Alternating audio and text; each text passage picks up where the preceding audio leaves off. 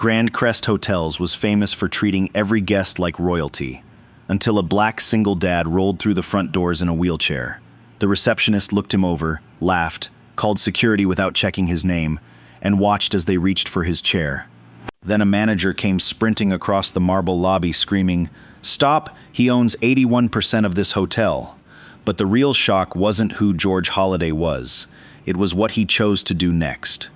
If this story pulled you in, go ahead and subscribe so you never miss the next one. I've got another unforgettable story coming your way soon. Before we jump back in, leave a comment and let me know where you're watching from. I always enjoy seeing how far these stories travel and who's listening from around the world. Now, let's get back to the story. Grand Crest Hotels didn't look like a place where anything ever went wrong. Marble caught the light from a 2-story water wall behind the front desk, and the air smelled faintly of citrus and money. At 9 in the morning, the lobby was already busy. Bellmen moving luggage, a concierge on the phone, guests drifting toward the restaurant for breakfast they'd barely remember by lunch. Susan Gross was having a good morning. A couple in matching cashmere coats walked through the revolving door, and her whole posture changed. She remembered their names before they said them. She complimented the wife's bracelet, asked about their flight, waved down a bellman with 2 fingers like she'd done it 10,000 times, because she had. This was the part of the job she was good at, the part people wrote reviews about. Then George Holliday rolled toward her desk. Nobody in the lobby noticed at first. He was dressed plainly. Gray blazer, no watch worth mentioning, a leather portfolio worn soft at the corners, resting across his lap. He moved through the space the way anyone would, unhurried, like he had somewhere to be but no reason to rush. Susan's smile didn't fade slowly. It just stopped, mid-sentence, like someone had cut the power. She looked at him the way people look at a math problem they've already decided they don't want to solve. The chair, the blazer, the portfolio. She'd done the math in under 2 seconds, and in her head, the answer was simple. This man did not belong in this lobby. "Sir," her voice was polite, which somehow made it worse. "I think you've taken a wrong turn. This lobby's for hotel guests." George told her, calm and even, that he had a scheduled meeting with the executive board. He gave his name. Susan laughed, short, surprised, like he'd told her a joke, and she was deciding whether to be nice about it. She didn't type anything into her computer. She didn't glance at a guest list or pick up a phone. She told him, almost gently, that there was a community assistance office 2 blocks down, if that's what he had come looking for. A few people nearby had started to notice now. Not staring, exactly. More like the careful not staring people do when they sense something's about to happen. A phone came up near the concierge desk, angled just enough to catch the moment without being obvious about it.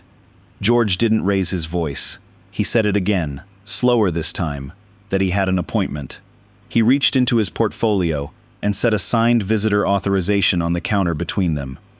Susan didn't read it. She flipped it over with 1 finger, slid it back toward him, and called for security. The guard who answered the call was young, and for a second he hesitated, glanced at George, glanced at Susan, like he was hoping someone would tell him this wasn't necessary. Nobody did. He stepped behind the wheelchair and put both hands on the grips. That was the exact moment the elevator at the far end of the lobby split open, and Robert Huber came out of it running. He wasn't supposed to run in this lobby. Nobody who worked here had ever seen him run, but he was sprinting now, dress shoes slapping marble, tie flying sideways, and his voice hit the water wall and bounced back twice as loud. "Stop! Get your hands off that chair!" The guard froze with his hands still on the grips. Robert skidded to a stop in front of the desk, chest heaving, and pointed at George like he was introducing him to the entire building at once. "He owns 81% of this hotel." Nobody moved. Somewhere behind the front desk, a phone stopped ringing, and nobody answered it. The couple in cashmere turned slowly, mid-conversation, mouths still open. The guard lifted his hands off the wheelchair like it was suddenly hot to the touch. Susan's mouth opened. Nothing came out. George didn't smile. He didn't look satisfied, or vindicated, or even particularly surprised. He just sat there, in the middle of the silence he hadn't asked for, looking like a man who already knew exactly how this morning was going to go before he ever rolled through those doors. Somewhere else in this city, right now, someone was being sized up and dismissed in under 2 seconds by a person who would never bother to learn their name. The only difference this time was that somebody ran. 4 hours before any of this happened, George Holliday was in his kitchen, failing badly at flipping a pancake, while his daughter, Nadia, pretended not to laugh at him from the table. "You could wear one of the good suits today," she said. "Just once." "No," he said, catching the pancake half off the pan. "Today I want them to meet the guest before they meet the owner." She didn't argue. She'd stopped asking about the accident years ago, the one that took his legs and gave her hers back, on a stretch of highway neither of them talked about anymore. He'd been a structural engineer once, someone who built things meant to hold weight for 100 years. Now he built something else, something that had started at a dining room table and grown, quietly, into a company that owned buildings exactly like the one he was about to walk into. Grand Crest didn't know the sale was already finished.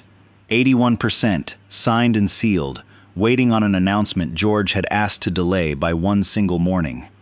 He wanted to walk through those doors as nobody at all, just once, and find out whether the place deserved his name on it before he ever gave it. George's drive to Grand Crest Hotels took 11 minutes, and he spent every one of them not thinking about what he was about to do. He parked his car across the street instead of pulling into valet, which was its own kind of decision. Valet meant a name got checked against a reservation. Valet meant someone opened his door and called him sir before they'd decided whether he'd earned it. He wanted none of that yet. He wanted to watch first. So he sat, engine off, window cracked, and looked at the building he now owned more of than anyone alive. Grand Crest was the kind of hotel built to be looked at. Glass doors that revolved slow and heavy, stone columns flanking the entrance like something out of a different century, a fountain out front that probably cost more to maintain each month than most people made in a year. George had walked into 100 lobbies like this one, always as the man deciding whether to buy them. He'd never walked into one as the man deciding whether it deserved him.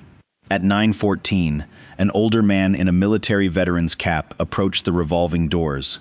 Through the glass, George watched Susan Gross glance up, register him, and look back down at her screen without a word. No greeting. No smile. The man had to knock twice on the desk before she acknowledged him, and even then it was short.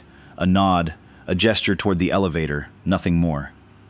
George wrote the time down in a small notebook balanced on his knee. He didn't know yet if it meant anything. One instance rarely did. At 9:21, a delivery driver in a company polo wheeled a hand truck stacked with boxes through the side entrance. He asked Susan, politely, where the loading dock was. She pointed without looking up, cutting him off mid-sentence, already reaching for her phone before he'd finished thanking her. George wrote that one down too. At 9:28, something changed. A couple walked in, matching cashmere coats, the kind of unhurried confidence that came from never once worrying about a hotel bill. And Susan was transformed. She was on her feet before they reached the desk.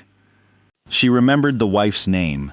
She complimented a bracelet George couldn't even see clearly from across the street, and somehow he could tell, just from her posture, that she meant it, or believed she did.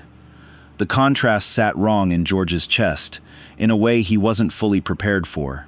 He'd read complaint reports before. He'd seen the numbers on guest satisfaction surveys, broken down by demographic, the kind of data that got quietly filed away because nobody wanted to be the one who said out loud what it might mean. But numbers on a spreadsheet didn't do this. They didn't make you watch it happen in real time, 90 seconds apart, to two different people who had walked through the exact same door. A janitor crossed the lobby with a cart of cleaning supplies. Susan didn't acknowledge him at all. He was mid-sentence asking about a supply closet key when she simply turned and walked toward the cashmere couple, like he had stopped existing the moment someone more interesting arrived. George closed his notebook. He'd seen enough to know what he was about to walk into, though not enough yet to know exactly how it would land. He almost didn't get out of the car.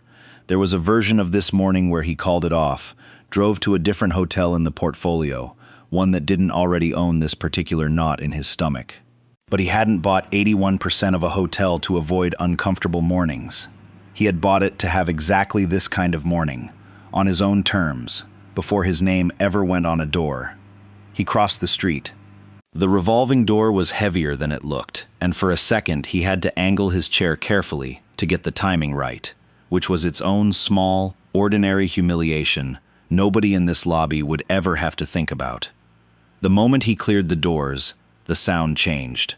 Marble did something to noise, made it bigger and colder at the same time. He rolled forward, past the fountain reproduction inside, past a bellman who glanced at him and then looked away just as fast, the way people do when they've already decided you're not worth a second look. Susan was midway through refilling a stack of hotel brochures when he approached. She didn't look up right away. She was still riding the good mood from the cashmere couple, still smiling faintly at something they had said. And for one strange second, George let himself hope this might go differently than the pattern he had just spent 15 minutes documenting from across the street. Then she looked up. He watched it happen exactly the way it had happened to the veteran, to the delivery driver, to the janitor, except slower this time, because he was paying close attention, because some part of him had needed to see it happen to himself before he could be sure. Her eyes went to the wheelchair first, then the blazer, plain and a little worn at the cuffs, then the leather portfolio balanced on his lap, its corners soft from years of use. He could almost see her doing the math, the same fast, silent calculation she'd run all morning on everyone who didn't look like they belonged. The smile she'd been wearing for the cashmere couple didn't just fade. It disappeared entirely, replaced by something flatter, more guarded. The professional blankness people reserve for problems they'd rather not deal with before their coffee break. George stopped his chair a few feet from the desk. He already knew, before she said a single word, exactly what kind of morning this was going to be. He introduced himself anyway, calm, steady, giving her every chance to be the exception to what he'd just watched her do 4 times in a row. Susan's expression didn't change. Whatever she was about to say, George could tell she'd already decided it didn't matter who he claimed to be. "My name is George Holliday," he said. "I have a 9:30 meeting with the executive board." Susan didn't reach for her keyboard. She didn't glance at a screen, didn't ask him to spell his last name, didn't do any of the small mechanical things a receptionist does when she's actually checking whether someone is telling the truth. She just looked at him for a beat too long, like she was waiting for him to admit he had made the whole thing up. "The executive board," she repeated, and there was something in her tone that wasn't quite a question. "That's right. I think there's been some confusion," she said it slowly. "The way you'd talk to someone you suspect doesn't fully understand you. This is a private meeting space. It's not really," she paused, searching for a phrase that sounded polite enough to survive being overheard. "It's not really open to walk-ins." George didn't raise his voice. He'd had 30 years of practice not raising his voice in rooms that assumed things about him before he opened his mouth. "I'm not a walk-in, I have an appointment." Susan smiled then, but it wasn't the smile she had given the couple in cashmere 20 minutes ago. This one was thin, performed, the kind of smile people use right before they say something they think is reasonable and isn't. "People don't usually just roll into executive meetings," she said. "I'm sure you understand why I have to ask." A woman near the concierge desk glanced over. Didn't stop what she was doing exactly, but her head turned a fraction, the way heads do when something interesting might be happening nearby. George reached into his portfolio and pulled out a folded visitor authorization, the kind hotel security issues to anyone cleared for a private floor. He set it on the counter, turned it so the text faced her. Susan looked down at it. For a second, George thought this might be the moment it turned around. She would read it, see the letterhead, pick up a phone to confirm. Instead, she reached out, flipped the paper over with one finger like she was checking for a watermark on a counterfeit bill, and slid it back across the counter without reading a single line. "I can't verify something like this," she said. "Anyone could print a piece of paper." "You could call up and ask," George said, still even, still calm, though something in his chest had gone tight and cold. "Robert Huber's expecting me. Mr. Huber is in meetings all morning." She said this with total confidence, though George was fairly sure she had no idea what Robert Huber's schedule actually looked like. She wasn't answering the question anymore. She was defending a decision she'd made in the first 2 seconds of looking at him, and now every word out of her mouth was just scaffolding to hold that decision up. More people were watching now. Not a crowd, not yet, but enough. A businessman near the elevator bank who'd stopped pretending to check his phone. 2 women by the gift shop entrance who'd gone quiet mid-conversation. George could feel the attention gathering the way you feel a room's temperature drop before a storm. "Sir, I really think you'd be more comfortable if—" Susan stopped herself, and George watched her choose the next words carefully, aware for once that people were listening. "There are community resources not far from here, if you need help with something. Housing assistance, that sort of thing. I'd be happy to write down an address." The words landed exactly the way she probably didn't intend them to, and exactly the way George suspected some deeper, older part of her did. It wasn't really about the meeting anymore. It was about what she'd decided he must be doing here. All of it built on nothing but a wheelchair and a blazer that wasn't new. George didn't answer right away. He'd spent enough of his life being patient in moments like this one, that patience, for him, had stopped being a virtue and started being something closer to armor. But he could feel, even through the calm, how much this particular morning was costing him. The effort of staying still while a stranger decided who he was out loud, in front of people who were filming it on their phones, without bothering to hide it anymore. "I don't need housing assistance," he said finally. "I need you to check the guest list, or call upstairs, or do either of the 2 things your job actually requires you to do right now." Something shifted in Susan's face. Not doubt. George almost wished it were doubt.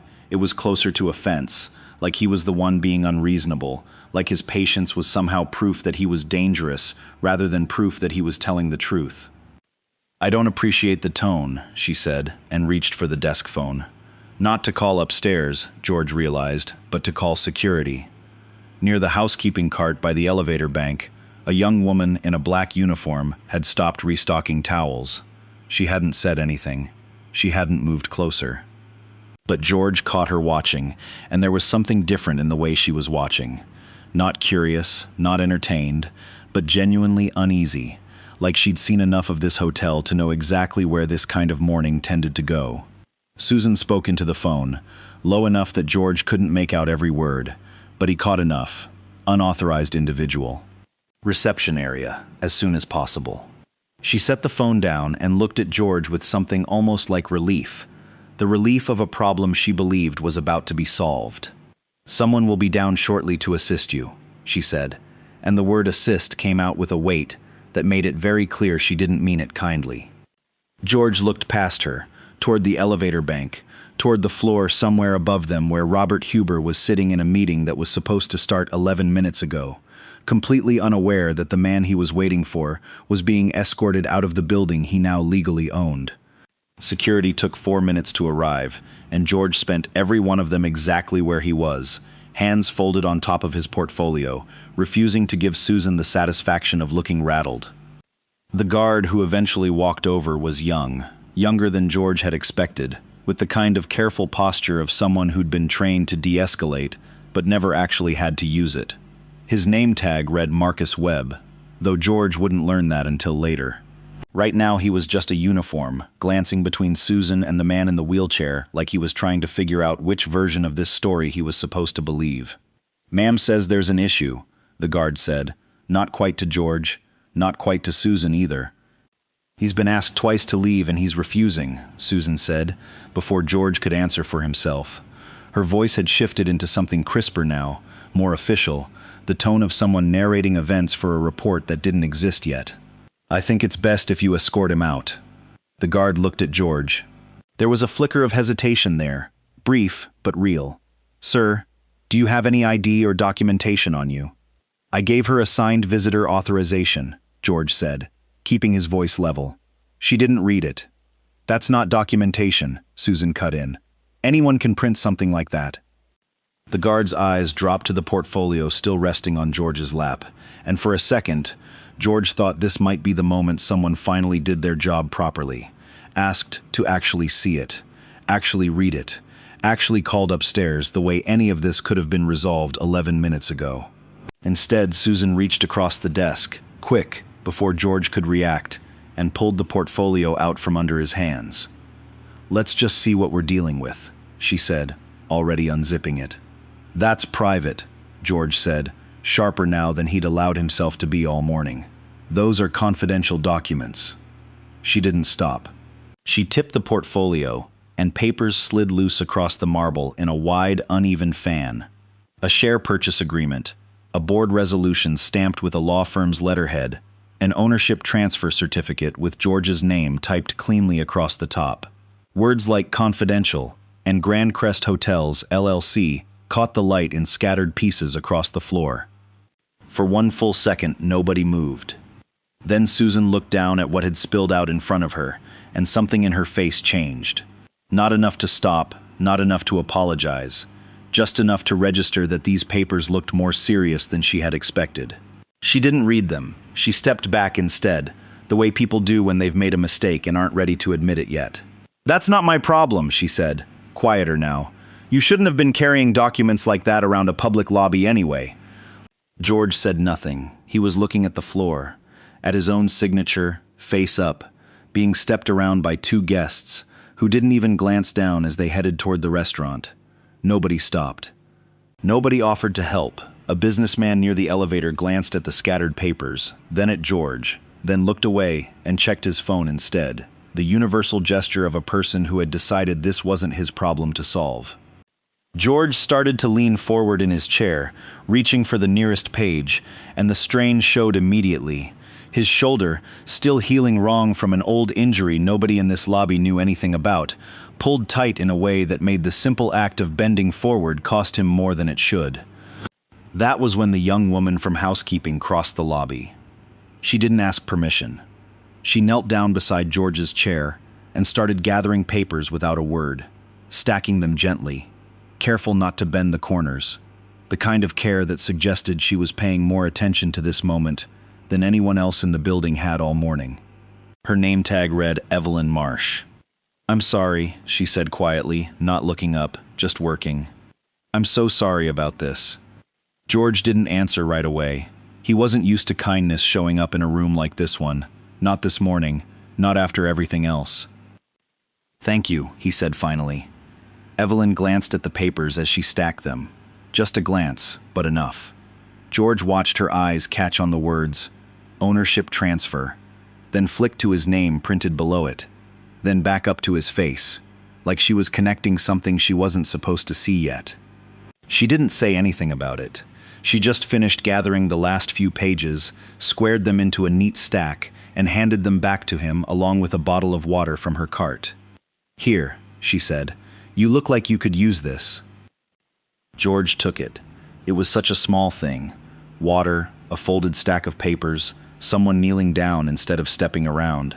But it was the first ordinary human gesture anyone in this building had offered him since he had walked through the revolving doors. Evelyn stood, brushed off her uniform, and glanced once toward the reception desk, where Susan was now speaking to the guard in a low voice, gesturing toward George like he was a situation that needed managing rather than a person waiting to be heard. Evelyn's jaw tightened. She didn't say anything else out loud. She turned and walked back toward her cart, pulled her phone from her apron pocket, and typed something fast, thumbs moving with the kind of urgency that didn't match the calm expression she was keeping on her face. Upstairs, in a conference room on the 9th floor, Robert Huber's phone buzzed once against the table, screen lighting up beside his untouched coffee. He glanced down without much interest at first, a text he assumed could wait until the meeting he'd been trying to start for the last 15 minutes, without George Holliday actually walking in. Then he read it. Evelyn's text was 4 words long. "Sir, it's George Holliday." Robert Huber stared at his phone for a second too long, the kind of pause where the mind caught up half a beat behind the body. Then he was on his feet, chair scraping back hard enough that the 2 directors sitting across from him stopped mid-sentence. "Reschedule this," he said, already moving. "Now." He didn't wait for a response. He was out the conference room door before anyone could ask why, phone still in his hand, thumb already dialing security dispatch as he half walked, half ran down the hallway toward the elevator bank. Nobody picked up. He didn't wait for that either. The elevator ride down felt longer than it had any right to be. Robert watched the floor numbers tick past, 9, 8, 7, and ran through everything he knew in the space of a few seconds. The closing had happened quietly, on purpose, at George Holliday's own request. No press release yet. No internal memo beyond the 4 executives who had needed to know. Which meant the only people in this building aware that 81% of it now belonged to a stranger were standing in a 9th-floor conference room Robert had just abandoned. And somewhere below him, apparently, George Holliday himself, treated like exactly the kind of stranger nobody had been told to expect. The doors opened on the lobby, and Robert didn't so much walk out as launch himself through them. He saw it immediately. The small crowd gathered loosely near the reception desk, papers scattered across the marble, a security guard with both hands braced on the grips of a wheelchair, easing it backward, away from the desk, toward the entrance. Susan Gross stood behind the counter, arms crossed, chin lifted in the particular way of someone convinced she'd just done her job correctly. Robert ran. His shoes hit the marble hard enough to echo off the water wall, and heads turned as he crossed the lobby at a dead sprint, tie flapping loose over his shoulder, breath already ragged by the time he closed the distance. "Stop!" His voice cracked across the space, bouncing back at him off stone and glass. "Get your hands off that chair." The guard froze mid-motion, hands still gripping the wheelchair, eyes wide with the specific panic of someone who suspected he was about to learn he'd done something very wrong. Robert skidded to a stop in front of the desk, chest heaving, and pointed directly at George. "He owns 81% of this hotel." The words hung there. Nobody in the lobby moved. Somewhere behind the reception desk, a phone started ringing, and nobody reached for it. The couple in cashmere coats, still lingering near the concierge stand, turned slowly, mouths open. The guard lifted both hands off the wheelchair as if the metal had suddenly gone hot. Susan's mouth opened. Nothing came out. "Mr. Holliday," Robert said, turning to George, voice dropping from the shout into something closer to disbelief. "I am so sorry. I had no idea you were. I didn't know you'd already." He stopped himself, aware he wasn't making sense, aware that none of the sentences he'd started were going to land the way he wanted them to. George looked up at him, calm in a way that somehow made the whole scene feel even heavier. "I told the front desk I had a meeting with the board," he said. "I gave her a signed authorization." Robert turned to Susan, and whatever composure he had walked in with was gone now, replaced by something colder. "Did he?" Susan's arms uncrossed slowly. "I didn't. There was no way to verify." "Did he give you a document?" Robert's voice was quiet now, which was somehow worse than the shouting. "Did he tell you his name?" She didn't answer right away, and the silence answered for her. Robert crouched down, gathering the last few loose papers from the floor himself, straightening them against his knee before handing them back to George with both hands, the way you'd return something fragile. "I am so sorry about this," he said again. "This should never have happened. Not to anyone, and—" He caught himself before finishing the thought, aware of exactly how it would sound. "Not to anyone," George repeated quietly, finishing it for him. "That's the part that matters." Robert straightened, turned to the guard, who was still standing frozen a few feet away. "You did what you were told to do. That's on us, not you." Then, to Susan, in front of the small crowd still watching, "We're going to need to talk. Upstairs. Now." Susan's face had gone pale, in a way it wasn't a minute ago. All the crisp authority from earlier drained out of her voice when she finally spoke. "I didn't know who he was." George looked at her for a long moment before he answered, and when he did, his voice wasn't raised, wasn't angry, wasn't anything close to what the moment seemed to call for. It was just tired, and even, and absolutely certain. "You shouldn't need to know who someone is," he said, before deciding to treat them with respect. Nobody in the lobby said anything after that. The couple by the concierge desk had stopped pretending not to watch. The guard stared at the floor. Evelyn, still near her cart at the edge of the lobby, watched quietly, arms full of towels she'd forgotten she was holding.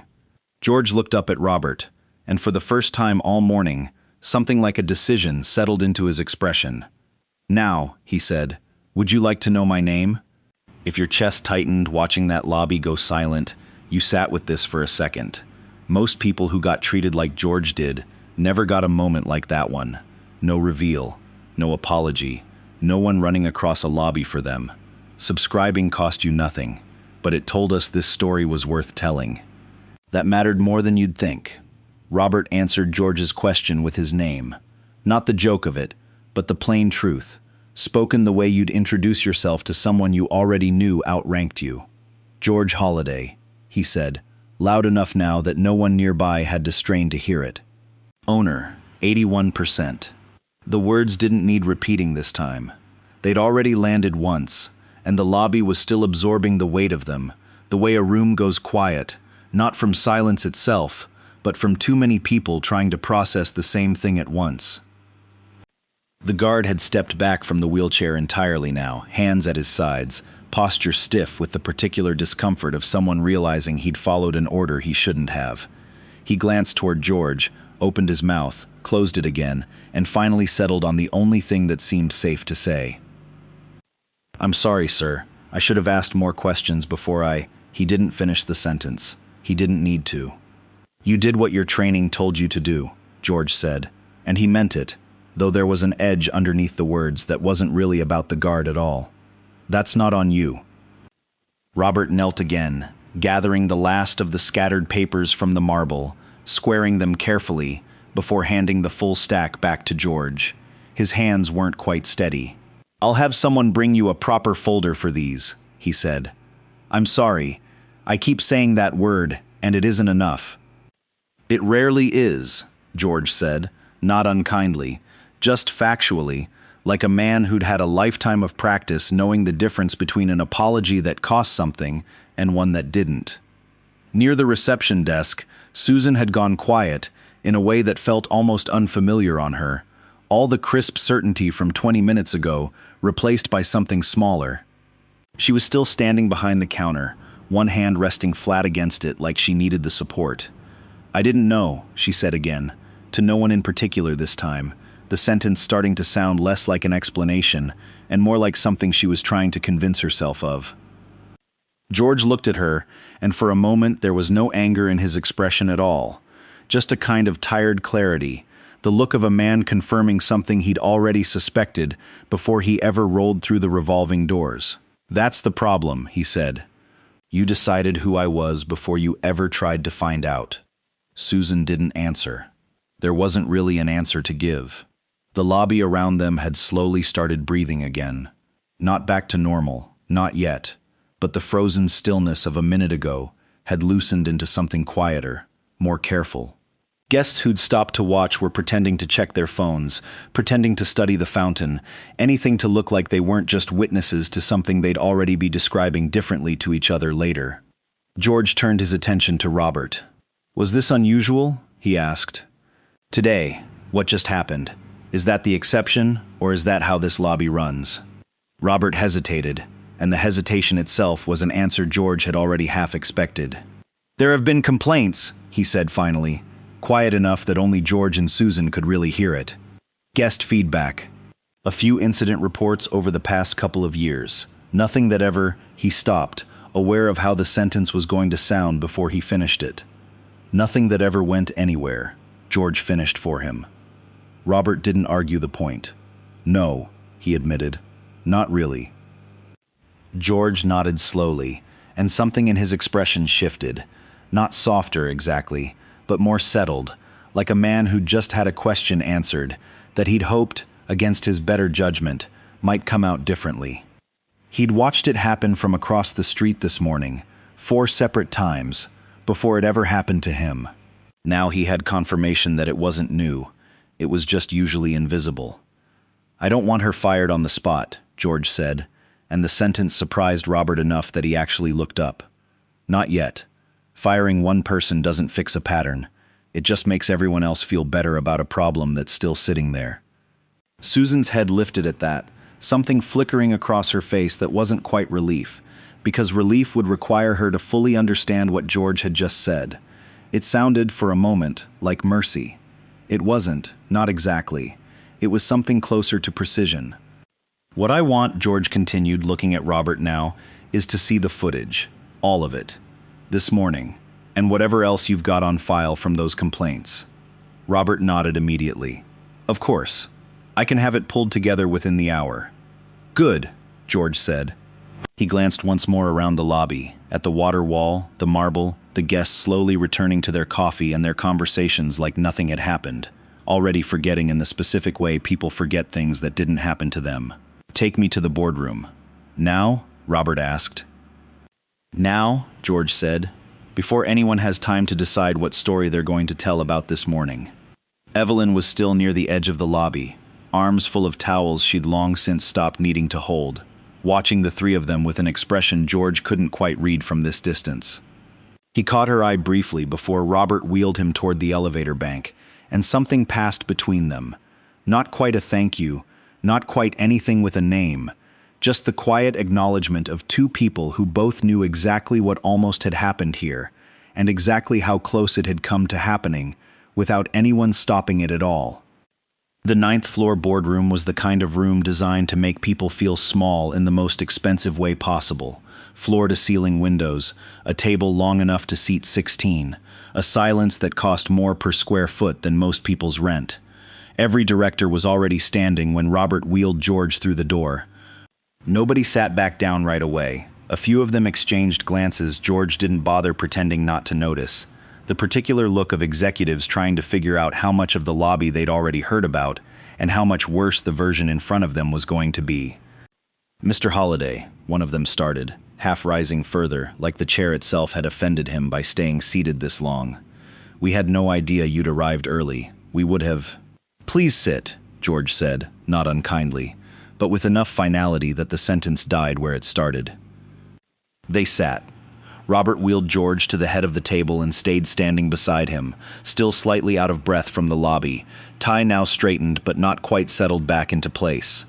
A coffee service sat untouched in the center of the table, cups still steaming faintly, the kind of hospitality gesture that suddenly felt almost embarrassing given what had just happened 3 floors below.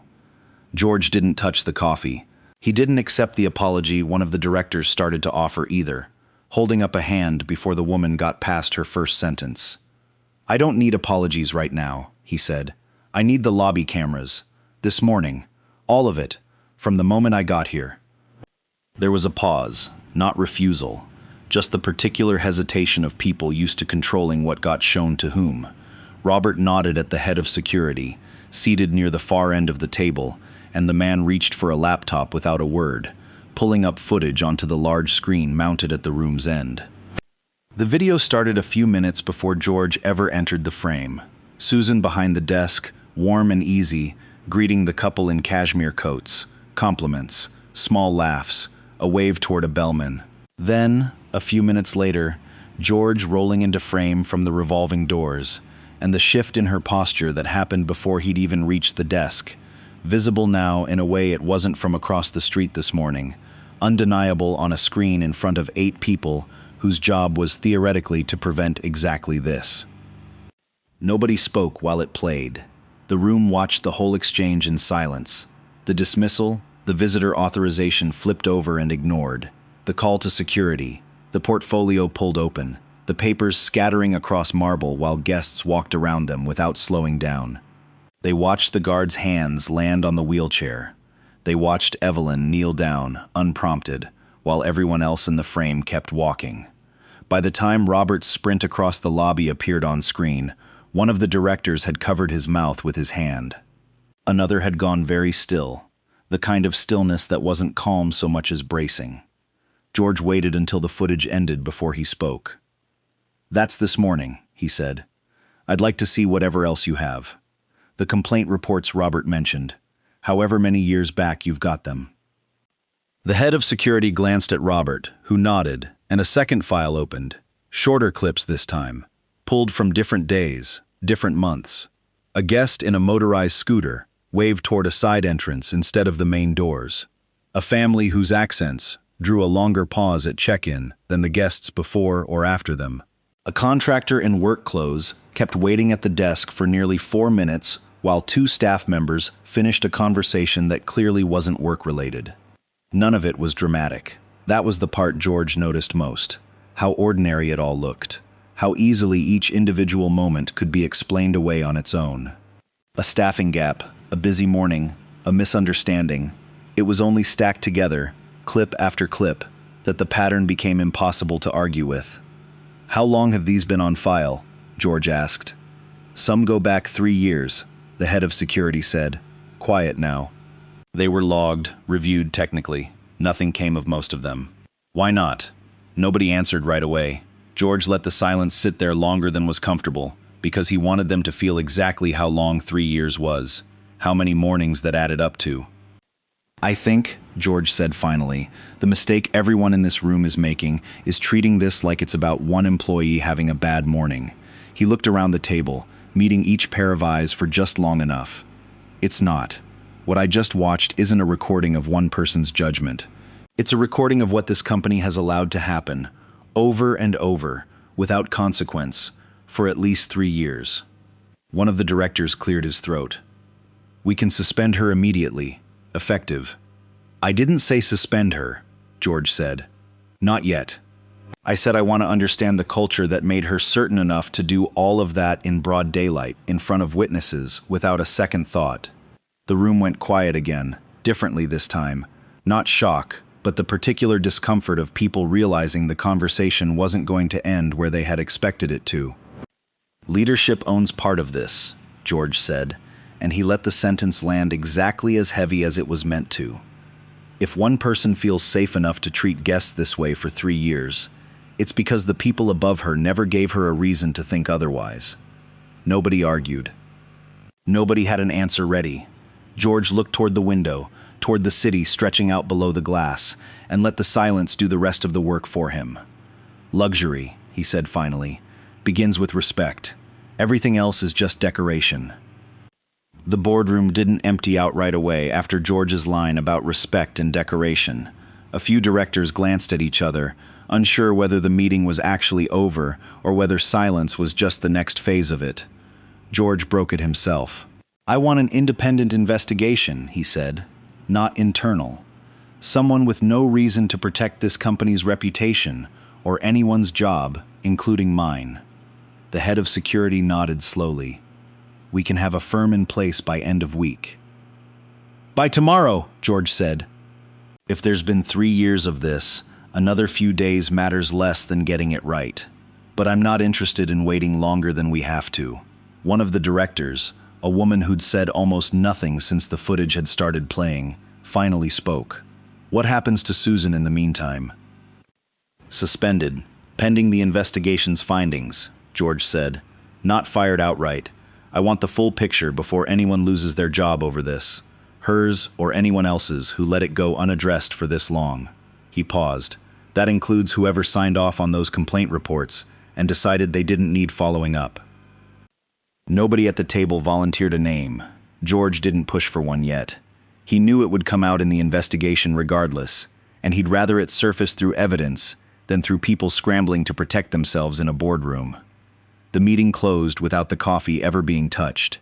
Robert wheeled George out, and for the first time since the elevator had opened downstairs, neither of them said anything for a while, the quiet stretching comfortably instead of tensely, the kind of silence that came after something hard had finally been set down.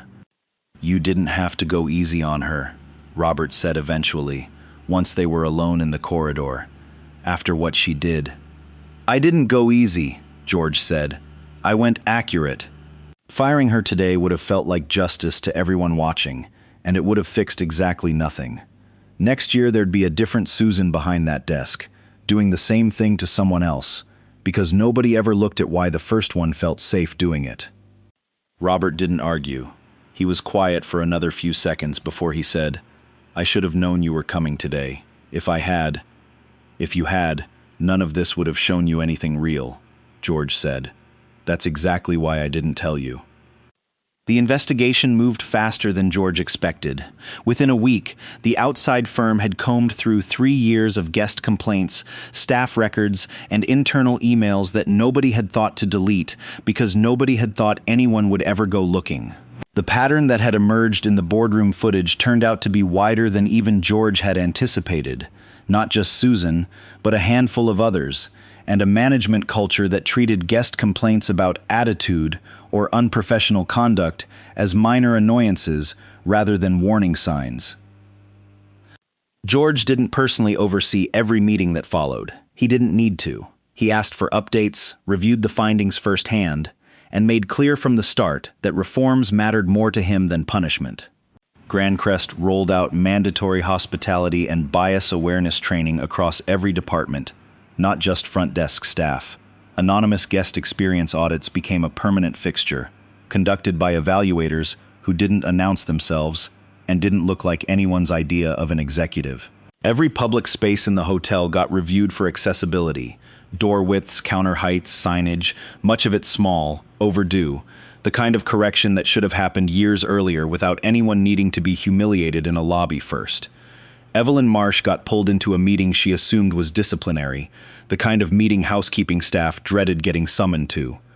Instead, Robert offered her a new position in the newly created Guest Experience Division, built specifically around the instinct she'd shown without anyone asking her to.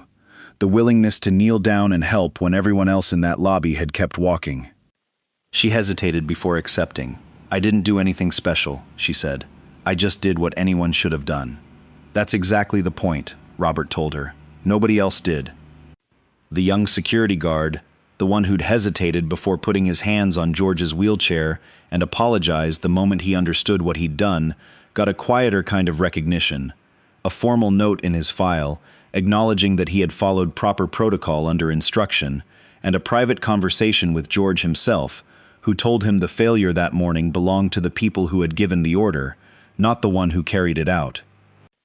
Robert earned something too, though it wasn't a title or a raise. It was George's trust, built in the space of a single sprint across a lobby and confirmed in every meeting since. The willingness to say no hadn't been unusual, to admit the complaints existed instead of burying them further. Susan's suspension ran the full length of the investigation. When the findings came back, they weren't ambiguous.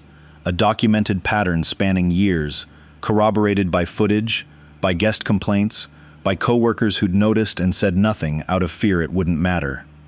George reviewed the report personally before any final decision was made, and what struck him most wasn't the confirmation of what he'd already suspected. It was how long it had been sitting there, waiting for someone with enough authority, or enough reason, to finally look. He didn't celebrate the outcome. There was nothing in it that felt like a win to him, just a long overdue correction, arriving later than it should have, for people who'd been living with the consequences the entire time. "This isn't the end of it," George told Robert, the day the reforms were formally announced to staff. "It's just the start of doing this properly. The real test isn't what we say today. It's what this lobby looks like in 6 months, when nobody's watching for it anymore." 6 months brought more change to Grand Crest than George expected, though he was careful never to say that out loud to anyone still working there. He'd learned that the moment leadership started congratulating itself, the reforms started slipping, quietly, the way maintenance always slipped first, in buildings nobody thought anyone was watching. So he didn't announce his return. He parked across the street the same way he had that first morning, engine off, window cracked, and looked at the building the same careful way he had before he ever walked through those doors as its owner. The fountain out front had been repositioned slightly, wider now, wheelchair accessible on both sides instead of the single narrow ramp that used to require an awkward detour past the valet stand. It was a small thing. George noticed small things now more than he used to. At 9:14, an elderly black couple approached the revolving doors, moving slowly, the husband leaning slightly on his wife's arm. Through the glass, George watched a young man behind the reception desk look up immediately. Not the practiced professional smile Susan used to reserve for certain guests, but something steadier, unhurried, the kind of attention that didn't seem to be calculating anything at all. He came around the desk himself to help with the door. George wrote nothing down this time. He didn't need to. At 9:23, a man in work boots and a reflective vest walked in through the main entrance instead of being redirected to a side door, carrying a toolbox for a maintenance call on one of the upper floors.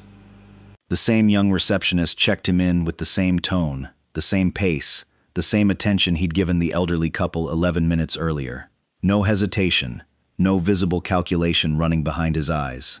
At 9:31, a businessman in an expensive suit walked through, and George watched, waiting almost instinctively for some shift in energy, some subtle recalibration of warmth. It didn't come. The greeting was identical, same rhythm, same eye contact, same easy welcome, to the one the maintenance worker had got 8 minutes before. George sat in his car a moment longer than he needed to, letting that settle. Somewhere in the last 6 months, without him standing over anyone's shoulder to enforce it, this lobby had learned to treat 3 very different men exactly the same way. It wasn't proof of anything permanent. Culture could slide back the moment nobody was checking. But it was real, this morning, in front of him, and that had to count for something. He crossed the street and let himself in through the same revolving door, timing the chair the same careful way he always had to, and nobody in the lobby recognized him. That was the part that meant the most. He wasn't a name here today, he was just another guest. The young man behind the desk, Marcus, according to the name tag, though George didn't recall approving that hire personally, glanced up as George approached, and the greeting that followed was unremarkable in exactly the way George had hoped it would be. No hesitation, no visible sizing up, just a normal, competent welcome, the kind hotels are supposed to offer everyone and rarely do. "Good morning, sir, checking in. Or can I help you find something?" "Just looking around," George said. "Thank you." He rolled past the desk, past the water wall, toward the seating area near the windows, and took his time watching the lobby move through its late morning rhythm, guests coming and going, a bellman handling luggage with the same unhurried care, regardless of who it belonged to. Somewhere near the elevator bank, a woman in a housekeeping uniform was training a new hire, walking her through the standard greeting protocol grand crest now required of every employee who might interact with a guest, regardless of department. George recognized her before she turned fully around. Evelyn Marsh, no longer pushing a cart of towels, dressed now in the same crisp uniform as the front-of-house staff, a small guest experience badge clipped to her collar. She was mid-sentence, explaining something to the new employee about anticipating needs before guests had to ask, and George caught just enough of it to recognize his own words, filtered back through someone who actually had lived the moment that inspired them. She spotted him a few seconds later, and her expression shifted from professional focus to something warmer, more personal. She excused herself from the training and crossed the lobby toward him. "Mr. Holliday." She kept her voice low, aware he wasn't here to be recognized. "I didn't know you were coming by today." "I didn't tell anyone," George said. "Didn't want the lobby getting a performance instead of a Tuesday." Evelyn glanced around, taking in the same scene George had been watching for the last 20 minutes. The ease of it, the unremarkable sameness in how every guest got treated, regardless of what they were wearing or how they walked through the door. "It's different now," she said. "Most days, anyway. I won't pretend it's perfect every single shift, but it's different." "I noticed," George said. Robert found them a few minutes later, drawn by a passing comment from the front desk about a guest, matching George's description, sitting quietly near the windows. He didn't rush across the lobby this time. He walked, unhurried, the same way anyone would, and there was something in that alone that felt like its own small proof. "You could have told me you were coming," Robert said, settling into the chair across from George. "I could have," George agreed, "but I wanted to see it the way any other guest would. Not the way it looks when everyone knows I'm watching." Robert nodded slowly, glancing around the lobby the way George had been doing all morning. The accessible fountain, the training happening quietly near the elevators, the unremarkable ease of 3 completely different guests getting the exact same welcome within the same 20 minutes. "Was it worth it?" he asked, "buying this place, after everything that first morning turned into?" George considered the question longer than Robert probably expected. "I didn't buy a hotel," he said finally. 81% of a building was never really the point. He looked out at the lobby, at Evelyn back at her training, at Marcus greeting a new arrival with the same steady warmth he'd shown everyone else today. "I bought the chance to find out whether a place like this could actually change, whether anyone would let it, once nobody was forcing them to." "And?" Robert asked.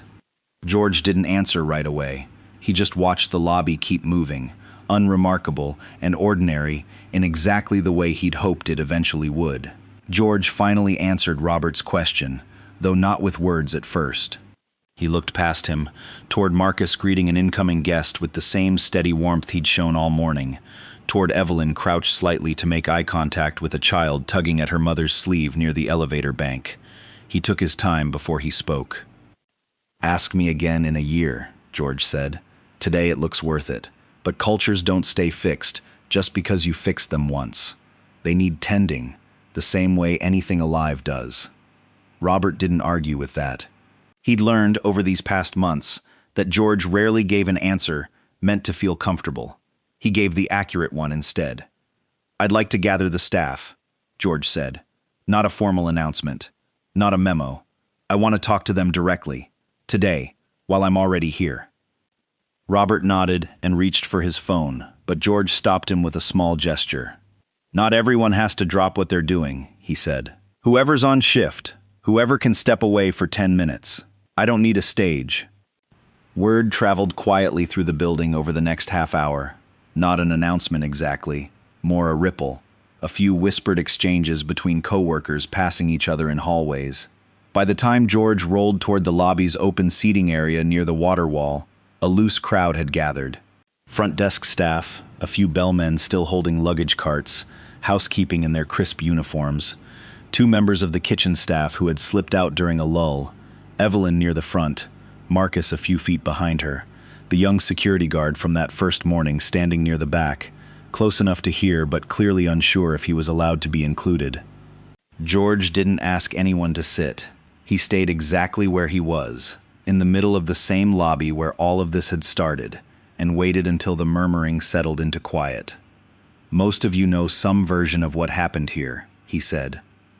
"I'm not going to walk through it again. It's been covered enough already, in the training, in the meetings, probably in conversations you've had with each other that I'll never hear." A few people glanced at each other. Nobody spoke. "What I want to say instead is why I never told anyone I was coming that morning," George continued. "I could have arrived the way owners usually do.